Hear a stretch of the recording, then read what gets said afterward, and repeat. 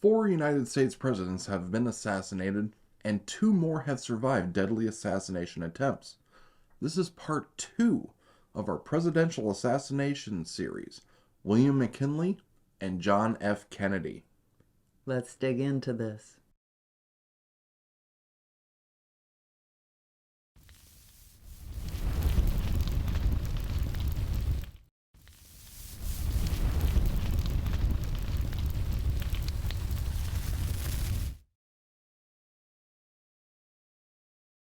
William McKinley Jr. was born on January 29, 1843 in Niles, Ohio. He served in the 23rd Ohio Infantry in the Civil War and reached the rank of major. After the war, he attended Albany Law School in Albany, New York for a year, and then was admitted to the bar in Warren, Ohio in 1867. He practiced law in Canton, Ohio, and became very successful, enough to buy an entire block of buildings on Main Street. McKinley started his political career by running for Stark County prosecuting attorney in 1869. He won. And then in 1871, he married Ida Saxton, had a daughter, and lost his re-election campaign for prosecutor. William and Ida had a second daughter in 1873, but she died the same year. Ida took her daughter's death very hard, and her health, which was never very good, worsened as she became more and more depressed. When their surviving daughter died of typhoid fever 2 years later, Ida suffered from seizures, she became dependent on her husband, and he was devoted to her, and the public loved it. In 1876, McKinley won Ohio's 17th congressional district seat. He also campaigned for his former Army friend, Rutherford B. Hayes, in his successful run for presidency. McKinley served on many congressional committees and supported protective tariffs to protect the U.S. manufacturing and public labor issues. In 1891, McKinley became the governor of Ohio, and in 1896, he ran for president. The United States had been going through very hard times. The financial panic of 1893 had turned into a depression, and the economy was just starting to recover. McKinley won the election partly due to his support of keeping the United States on the gold standard for stability. His presidency faced some huge issues and turned the United States into an empire that would eventually become a superpower. America wanted a bigger presence on the world stage, and in 1898, the United States Congress declared war against Spain in support of the liberation of Cuba, and won the Spanish-American War. The Paris Treaty of 1898, finalizing the end of the war, gave the U.S. Guam, the Philippines, and Puerto Rico. McKinley was re-elected to his second term in 1900, winning with larger margins than he previously had. After his inauguration in 1901, McKinley went on a tour of the western United States. The trip would end with a speech at the Pan American Exposition in Buffalo, New York. Leon Czolgosz was an anarchist. He was born in Michigan in 1873 to immigrant parents, and the family moved often. In 1893, Leon worked at a mill where his wages had been cut, and he participated in a strike against the company. He was fired, but managed to get another job with the same company under an assumed name. He left this job in 1898. Some reports say due to a nervous breakdown. He lived on his family's farm and joined the anarchist movement. In 1901, he moved to Buffalo. On September 5, 1901, President McKinley gave a speech in front of a record-breaking crowd at the Pan American Exposition. The following day, he was shaking hands with people in a receiving line at the Temple of Music at the grounds when Leon Czolgosz approached with a handkerchief over his right hand. As McKinley went to shake Leon's left hand, he was shot in the chest and abdomen. Leon was immediately grabbed and beaten by people nearby. After McKinley asked the mob to stop beating him, he was arrested. The president may have saved his life. McKinley was taken to the Exposition Hospital, where a doctor found that one bullet was deflected by a button and caused minimal damage. The other bullet could not be located. It had passed through his stomach. The doctor stopped the bleeding and stitched up the president's wounds and moved him to the nearby home of the exposition's president. McKinley seemed to be improving for a few days, but gangrene and blood poisoning set in. By September 13th, his condition took a very bad turn. He died at 2:15 a.m. on September 14th. His wife Ida was by his side. Vice President Theodore Teddy Roosevelt became the 26th president. Leon Czolgosz told the police he killed the president because of his anarchist beliefs. In a confession, he stated no country should have any ruler, and he believed it was his duty to kill McKinley. Leon Czolgosz was executed by the electric chair on October 29, 1901.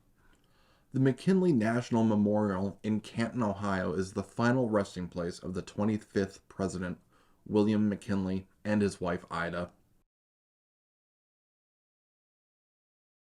John Fitzgerald Kennedy was born May 29, 1917, in Brookline, Massachusetts.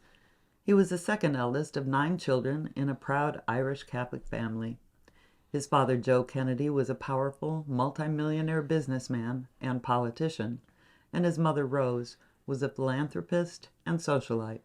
JFK attended Harvard University, graduating in 1940. He joined the Naval Reserve in 1941 and would command PT boats in the Pacific Theater during World War II. He survived the sinking of PT-109 with serious injuries, receiving the Navy and Marine Corps Medal of Heroism. The injuries he would receive would plague him for the rest of his life. His older brother, Joe, who was expected by their father to enter politics after the war, was killed in action, and JFK took his place in his father's plans. He first served in the U.S. House of Representatives from 1947 until he was elected to the U.S. Senate in 1953. He would serve in this position until 1960. In the first televised presidential debates ever, young, handsome JFK debated older, nervous Richard Nixon in 1960. The race was considered to be neck and neck. The economy wasn't good, the civil rights movement was gaining momentum, and the Cold War was raging. Cuba was in the middle of a revolution.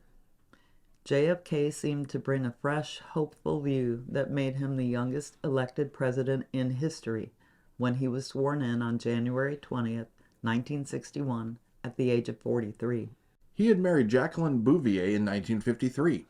Jackie had a miscarriage in 1955, and a stillborn daughter, Arabella, was born in 1956.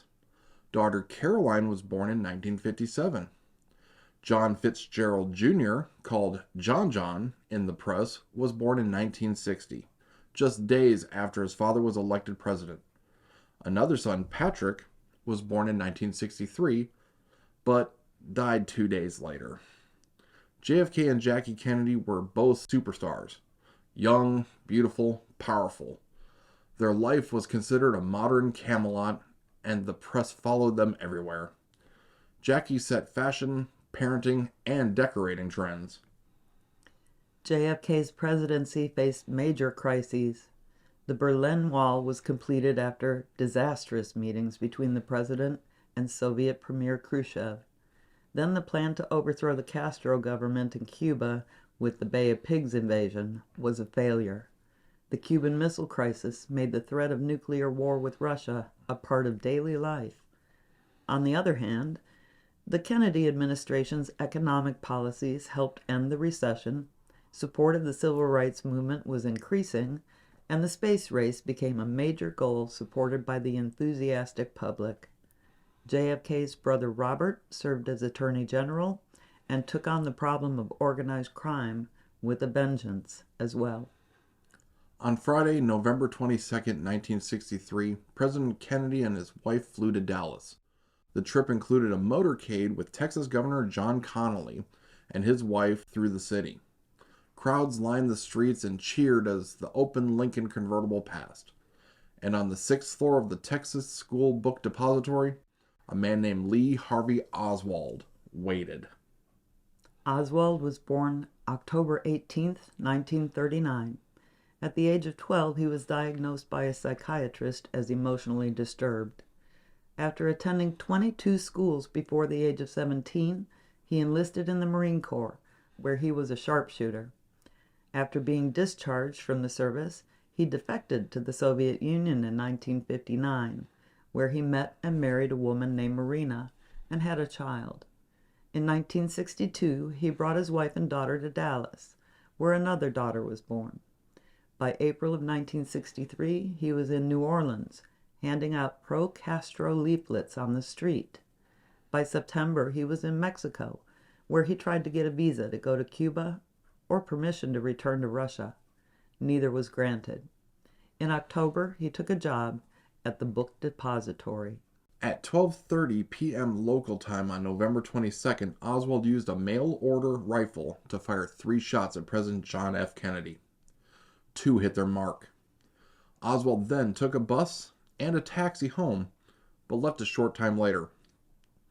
At 1:15 p.m., he was stopped by police officer J.D. Tippett, who had heard a description of the suspect and thought Oswald fit the description. Oswald shot Officer Tippett with a mail-order revolver, killing him. At 1:45 p.m., Oswald was arrested in the Texas Theater, and at 1:30 a.m., November 23rd, he was charged with the murder of the president. The next day, while being transferred, and on national television, he was shot and killed by Jack Ruby. John F. Kennedy was taken immediately after the shooting to Parkland Memorial Hospital, where doctors tried to save his life. Jackie Kennedy stayed by his side. 1 bullet had entered the back of the president's head, while the other hit him in the neck. His injuries were fatal. Arrangements were made to take the president back to Washington, D.C., and while on this flight, Jackie Kennedy stood next to Vice President Lyndon Johnson as he was sworn in as the 36th president. Arlington National Cemetery is the final resting place of the 35th President John F. Kennedy. An eternal flame marks his grave. His wife Jackie and 2 of their children, Arabella and Patrick, are all buried with him. We hope you enjoyed this video.